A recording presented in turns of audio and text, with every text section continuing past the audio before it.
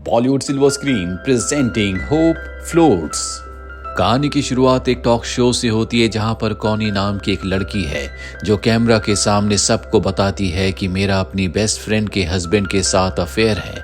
हमने एक दूसरे के साथ बहुत अच्छे पल जिए हैं।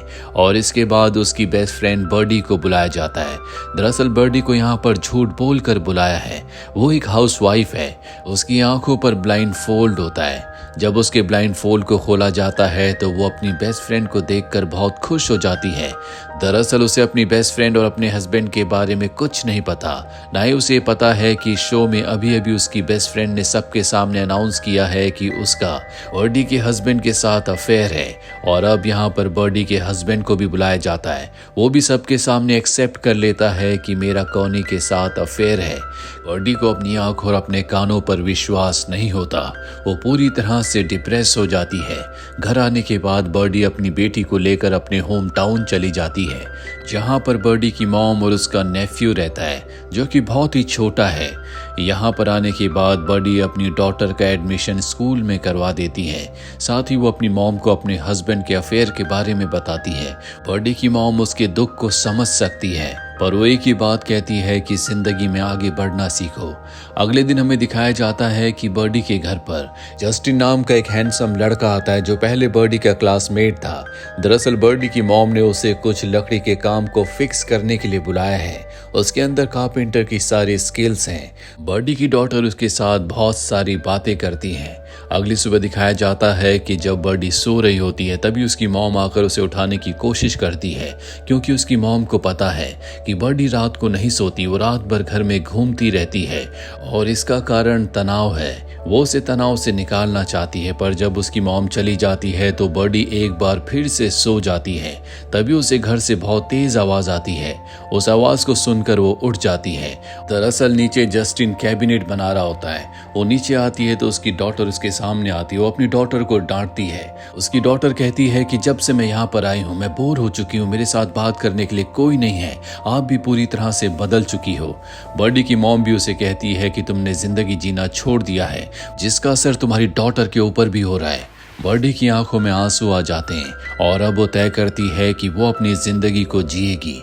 वो सब कुछ बदल देगी। इसीलिए वो टाउन जाती है जहां पर उसकी एक पुरानी फ्रेंड मिलती है जो बर्डी से कहती है कि मैंने टॉक शो देखा था। जो कुछ तुम्हारे साथ हुआ वो गलत था लेकिन अब तुम्हें जिंदगी में आगे बढ़ना होगा। दरअसल बर्डी अपने पूरे टाउन में बहुत फेमस थी अपनी सुंदरता के लिए, अपनी ग्रेस के लिए। साथ ही वो बहुत अच्छी फोटोग्राफी करती थी। उसकी फ्रेंड कहती है कि तुम्हें एक बार फिर से फोटोग्राफी शुरू करनी चाहिए। बर्डी को उसका आइडिया अच्छा लगता है। शाम को जब वो एक रेस्टोरेंट में जाती है तो उसे एक बार फिर से जस्टिन मिलता है जो उसके पास आकर उससे बातें करता है। अगले दिन बर्डी को दिखाया जाता है जो टाउन में घूम घूम कर बहुत ही बेहतरीन फोटोज क्लिक करती है जिन फोटोज को प्रिंट करवाने के बाद एक बार फिर से वो अपनी फ्रेंड के पास जाती है जिसे वो अपनी फोटोज दिखाती है। उसकी फ्रेंड को उसकी फोटोज बहुत अच्छी लगती है। वो उसे एक स्टूडियो भेजती है जहां पर उसे जॉब मिल जाता है। और अब बर्डी की जिंदगी में एक नया मोड़ आया है। उसने जिंदगी को जीना शुरू कर दिया है। बर्डी अपनी बेटी को अपने डैड के पास ले जाती है जिन्हें एल्जाइमर है। इसीलिए वो अपनी बेटी बर्डी को पहचान नहीं पाते। बर्डी उन्हें अपने बारे में सब कुछ बताती है कि किस तरह से वो अपने हस्बैंड से अलग हो चुकी है लेकिन बीमारी के चलते उसके डैड उसकी बातों को समझ नहीं पाते। बर्डी की आंखों में आंसू आ जाते हैं और अब बर्डी के डैड उसे अपने पास बुलाते हैं। ये दोनों एक साथ डांस करते हैं जो देखकर बर्डी की डॉटर को बहुत अच्छा लगता है। अगले दिन बर्डी जब काम पर जाती है तो वहां पर उसकी एक क्लासमेट आती है जो स्कूल डेज में उसे बिल्कुल पसंद नहीं किया करती थी। वो बताती है कि मैंने भी वो टॉक शो देखा था, तुम्हारे साथ बिल्कुल अच्छा नहीं हुआ। और अब वो उसे कुछ फोटोज देती है ताकि वो उसके प्रिंट्स को निकलवा सके। और जब बर्डी ऐसा कर रही होती है तो मशीन आउट ऑफ कंट्रोल हो जाती है जिससे उसकी सभी फोटोज खराब हो जाती है। और जब उसे पता चलता है तो उसे बहुत गुस्सा आता है। अब जब बर्डी काम से वापस जा रही होती है तो जस्टिन उसके पास आता है। ये दोनों की दोनों वॉक करते हुए घर जा रहे होते हैं। जस्टिन उसे बताता है कि मैं आज भी तुम्हें पसंद करता हूँ। दरअसल स्कूल कॉलेज के डेज के दिन ये दोनों एक दूसरे को पसंद किया करते थे और जस्टिन ने जिस लड़की को अपनी जिंदगी में पहली बार किस किया था वो बर्डी थी। वो बताता है कि मैं तुमसे बहुत प्यार किया करता था, लेकिन बिल बहुत ज्यादा फेमस था, शायद इसीलिए तुमने उससे शादी कर ली। उसकी बात का वो कोई जवाब नहीं देती। जस्टिन अगले दिन उसे अपने साथ फिशिंग पर चलने के लिए कहता है। बर्डी उसकी बात मान जाती है। अगले दिन ये दोनों के दोनों फिशिंग करने के लिए जाते हैं, जहां पर जस्टिन और बर्डी एक दूसरे से बहुत सारी बातें करते हैं। बर्डी आज बहुत खुश है, वो अपना कैमरा भी लाई होती है, इसीलिए वो आसपास की बहुत सारी पिक्चर्स को क्लिक करती है। और रात को जब ये गाड़ी से जा रहे होते हैं तो ये अपने स्कूल की पुरानी बातें करते हैं, जिन बातों के दौरान जस्टिन उसे किस करने की कोशिश करता है, लेकिन बर्डी उसे मना कर देती है। जस्टिन भी उसे समझता है, इस वक्त वो इन सब चीजों के लिए तैयार नहीं है। अगले दिन हमें बर्डी की डॉटर को स्कूल में दिखाया जाता है, जिससे गलती से बॉल एक लड़की को लग जाती है। इस लड़की से, इस बच्ची से हर कोई स्कूल में डरता है और अब वो भी बहुत ज्यादा सहम जाती है।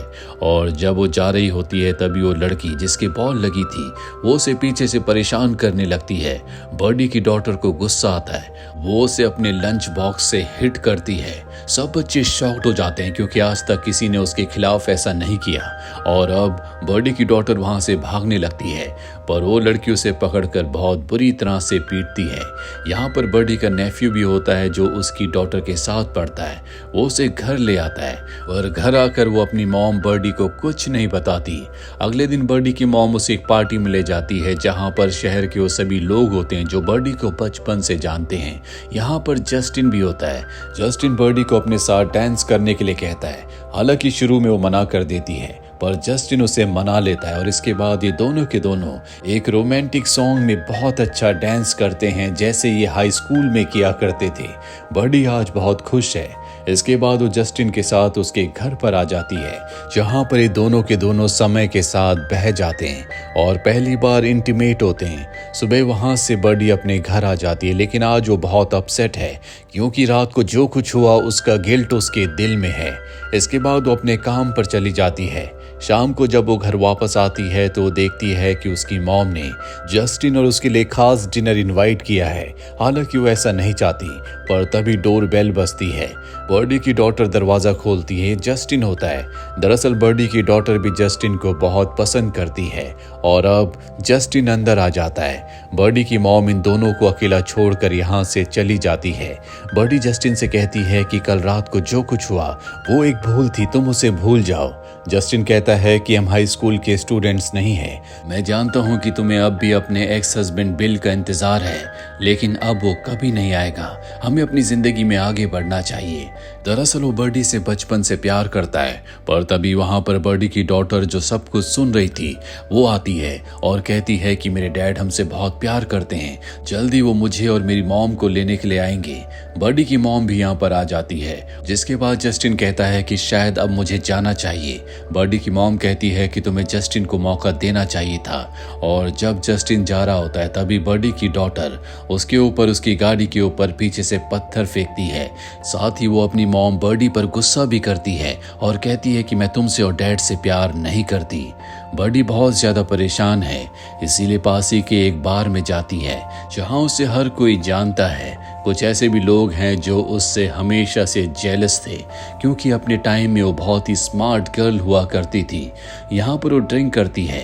एक लड़की जब उसका मजाक उड़ा रही होती है तो बर्डी को भी गुस्सा आ जाता है। वो सबके सामने बता देती है कि इस लड़की ने अपनी सुंदरता को बढ़ाने के लिए बहुत सारी सर्जरीज करवाई है, जो कुछ तुम देख रहे हो वो सब कुछ नकली है। उस लड़की की बहुत ज्यादा इंसल्ट हो जाती है, इसीलिए वो वहां से निकल जाती है। बर्डी ने बहुत ज्यादा ड्रिंक कर ली होती है, इसीलिए घर आकर वो बहुत वॉमिट करती है। साथ ही वो अपनी मॉम से कहती है कि मैं अपने एक्स हस्बैंड को भूल नहीं पा रही। दरअसल वो बचपन से उससे प्यार किया करती थी, वो इन्हीं के टाउन में उसी का क्लासमेट था, पर अब ये दोनों अलग हो चुके हैं। बर्डी अपनी मॉम से कहती है कि मेरी डॉटर मुझे बिल्कुल पसंद नहीं करती, अब वो मुझे मॉम भी नहीं समझती। जब से मैं यहाँ पर आई हूँ उसका बिहेवियर पूरी तरह से बदल चुका है, वो मुझसे नफरत करती है और इसी दुख के साथ वो वहीं फ्लोर पर सो जाती है। अगले दिन वो अपनी डॉटर के स्कूल उसे लंच देने के लिए जाती है और जब उसकी डॉटर उसे देखती है तो उसे इग्नोर करके वहां से चली जाती है। बर्डी पूरी तरह से टूट चुकी है। उसे अपनी जिंदगी में बहुत अकेलापन और बहुत ही कमजोर महसूस हो रहा होता है। इसीलिए वो अपने डैड के पास जाती है जो शायद उसे पहचानते भी नहीं है। वो अपने दिल की सारी बातें उन्हें बताती है जिसका कोई मतलब नहीं है। इसके बाद जब वो घर वापस आती है तो बाहर से सुनती है कि उसकी मॉम उसकी डॉटर को एक कहानी सुना रही है जो असल में बर्डी की कहानी है, ताकि उसकी डॉटर के दिल में जो बर्डी के लिए नफरत है वो खत्म हो सके। उसे असलियत पता चल सके कि वो जानबूझकर उसके डैड के घर को छोड़कर नहीं आई, बल्कि उसके डैड की गलती थी। अब जब बर्डी की मॉम बाहर आती है तो बर्डी को एहसास होता है कि उसकी मॉम भी उसकी बहुत केयर करती है।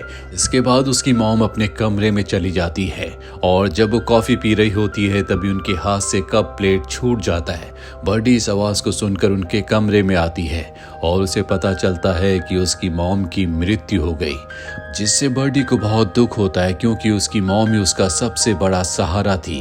बर्डी ने अपनी सिस्टर को भी इन्फॉर्म कर दिया होता है, लेकिन उसकी सिस्टर कहती है कि वो बहुत बिजी है, इसीलिए वो आ नहीं सकती। अगले दिन फ्यूनरल के लिए चर्च में बहुत सारे लोग इकट्ठा होते हैं, जहां पर उसका एक्स हस्बैंड भी आता है। और जब बर्डी की डॉटर ये देखती है तो भागकर अपने डैड के पास चली जाती है। यहाँ पर जस्टिन भी आया होता है जो बर्डी को शोक प्रकट करता है। और इसके बाद जब वो बाहर जाता है तो वहाँ पर बर्डी का नेफ्यू होता है जो बहुत ज़्यादा परेशान है क्योंकि उसकी ग्रैंड मदर अब इस दुनिया में नहीं रही। उसे डाउट है कि उसकी आंट बर्डी उसे अडॉप्ट करेगी भी या नहीं। जस्टिन कहता है कि वो तुम्हारा ध्यान रखेगी। वहीं बर्डी की डॉटर के दिल में एक बार फिर से उम्मीद जाग चुकी है कि उसके डैड उसे और उसकी मॉम बर्डी को घर ले जाने के लिए आए हैं। पर जब बर्डी की मॉम और उसके डैड आमने सामने आते हैं तो इन दोनों के बीच में आर्ग्यूमेंट्स होना शुरू हो जाते हैं। हालांकि बर्डी की डॉटर को बाहर भेज दिया जाता है, पर वो बाहर से सुन लेती है कि उसके डैड ने उसकी मॉम बर्डी से डिवोर्स मांगा है, जिससे वो पूरी तरह से टूट जाती है। वो अपने डैड के साथ रहना चाहती है, इसीलिए भागकर अपने रूम में जाकर अपना सामान लेकर वो अपने डैड की गाड़ी के पास आ जाती है। दरअसल वो उन्हीं के साथ रहना चाहती है क्योंकि उसके डैड हमेशा उसे कहा करते थे कि मैं तुम्हें हमेशा के लिए अपने पास रखना चाहता हूँ, तुम्हें बहुत मिस करता हूँ। पर आज उसका भ्रम टूट जाता है। उसके डैड उसे अपने साथ नहीं ले जाते।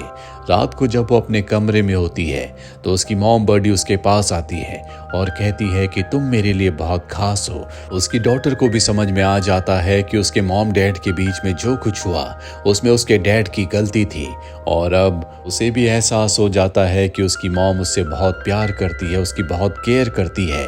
वहीं बर्डी अपने काम में एक बार फिर से बिजी हो जाती है और अब वो जस्टिन को भी एक मौका देना चाहती है। साथ ही उसने अपने नेफ्यू को अडॉप्ट कर लिया है। उसकी डॉटर ने भी जस्टिन को अडॉप्ट कर लिया, पर फिलहाल बर्डी का शादी करने का कोई इरादा नहीं है क्योंकि अभी अभी उसका डिवोर्स हुआ है।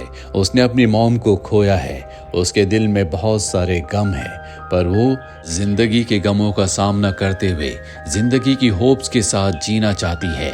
उसकी डॉटर भी अब उसके साथ है। उसने इस नए टाउन को, अपनी नई जिंदगी को एक्सेप्ट कर लिया है। आखिरी में बर्डी की आवाज हमें सुनाई देती है जो कहती है कि होप एक ऐसी चीज होती है जो पानी के हमेशा ऊपर तैरती है।